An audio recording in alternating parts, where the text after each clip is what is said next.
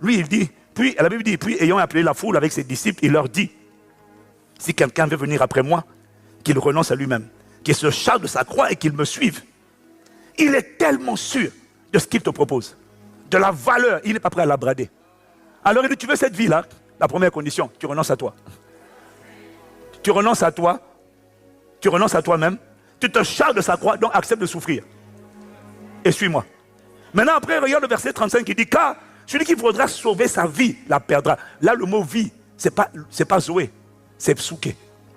Celui qui voudra garder, non mais c'est mon copain, j'ai mes principes, j'ai mon éducation, non mais Seigneur. Il dit de toutes les manières, tu vas perdre.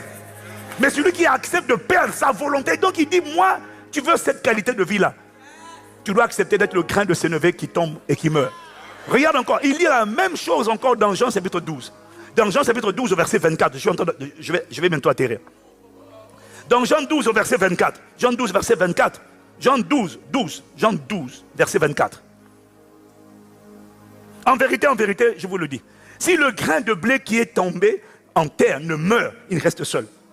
Mais s'il meurt, il porte beaucoup de fruits. Regarde comment il parle. Il te dit, si tu veux me suivre, tu veux la vie que j'ai, tu vas devoir mourir. Renoncer à toi. Et je me dis, mais Seigneur, les gens ils vont dire, non mais moi j'ai ma vie, j'ai mon argent, j'ai mes ressources. Il dit, ton argent ne pourra pas résister. Ton argent ne pourra pas t'acheter la paix. Ton argent ne pourra pas t'éviter la dépression.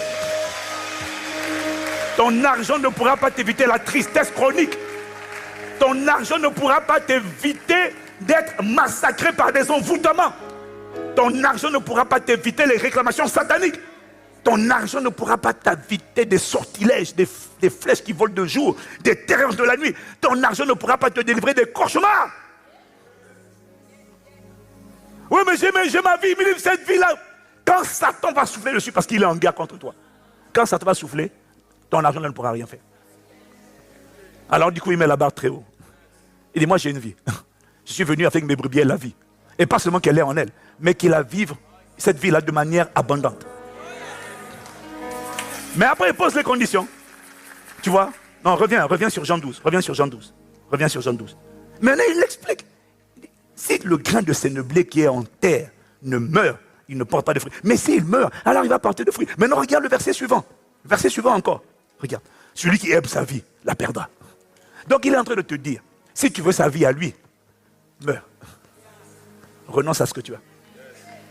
Renonce à ta volonté. Oui, mais j'ai mes plans, j'ai ma vie. Oh, je tiens à ça. Il dit, ça va pas t'aider.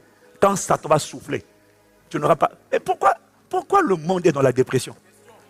Pourquoi les gens sont si tristes alors qu'ils ont autant?